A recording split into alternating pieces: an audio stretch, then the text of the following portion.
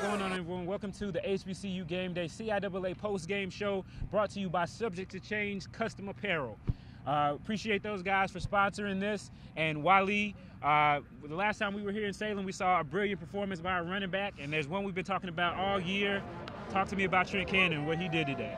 All Trent Cannon did today was prove that he is the player of the year. I know we had a lot of talk about co-player of the year, and deservedly so, because Amir Hall's a beast.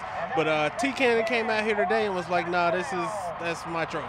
Yeah, so Trent Cannon sets a new CIAA rushing record in championship game, 186 yards. But let's rewind back a little bit. So he got the scoring started early.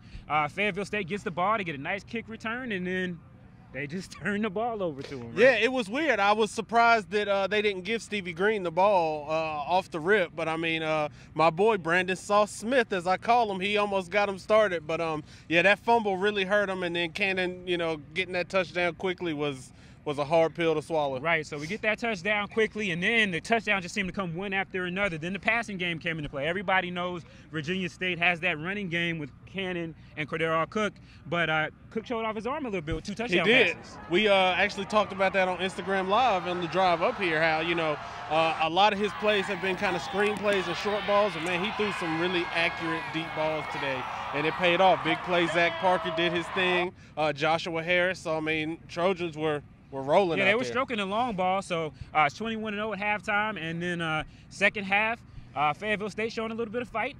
They get in the game and get some scores, but then that running game again with Cook. He comes and has, I think, a 57-yard run and really just kind of tries to take the wind out of their sails.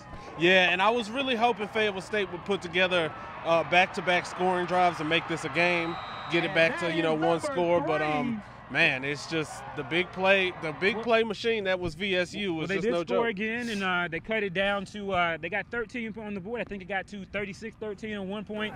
But then, mama, there goes that man, Trent Cannon, bust off a 73-yard run. Yep. And then I went up there and I put the little clip in where you said Trent Cannon is good. Quote Reggie Barlow. And then by the time I get back down here, he busts off a 79 one, and I was upstairs looking at it, and he had this little crease, man. I mean, it's probably from me to you. Yep. And then I stood up. I said, he's gone. And right down the sidelines, boom, there it was gone. And 79 yards. And after that, I mean, that was pretty much all she wrote at that point. Fayetteville State was down a bunch of touchdowns.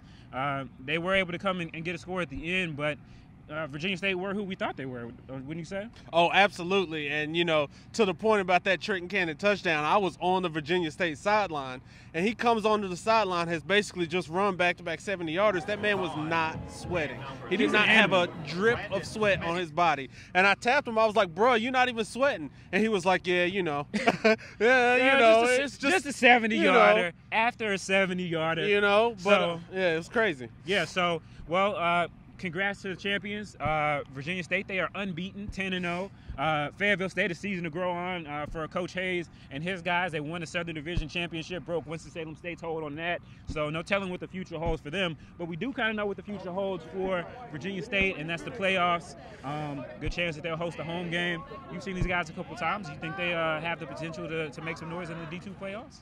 I do. They have a really solid team, and their defense showed up. We did a lot of talking about how, it was just a big play machine, and we thought this was going to be a shootout. But Virginia State's defense showed up. So if their defense shows up in the playoffs like they showed up today, right, I think they could make a little run. Right. Well, it'll be interesting to see. The playoffs will come out on Sunday. So by the time you're watching this, they may already be there. But one way you will know, you'll go to HBCUGameDay.com for all your HBCU news. Again, we want to thank Subject to Change Custom Apparel for sponsoring this. We also want to thank our co-sponsors, Protect Your Skull.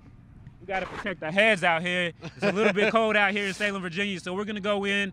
But thanks for all you guys for watching us at our CIAA coverage all year. SIAC Championship today. Tuskegee took care of business as well. And so we still got some other championships to go. So for Wiley Pitt, I'm Stephen J. Gaither, and you're watching HBCU Game Day.